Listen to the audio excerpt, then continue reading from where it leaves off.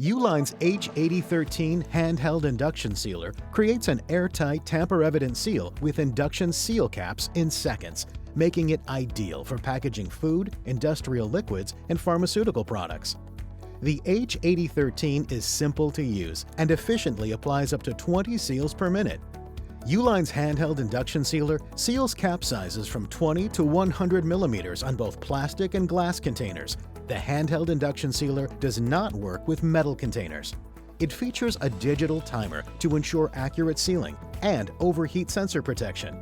To seal products, turn the sealer on. Place an induction seal cap onto the container. Place the induction sealer wand over the cap, applying gentle downward pressure, and press the red start button. When the timer reaches 0, remove the induction sealer wand. Allow the cap to cool before handling. It is important to test your induction seal cap with your container to determine the appropriate seal time. Whatever your product packaging needs are, you can rely on Uline to have the solution.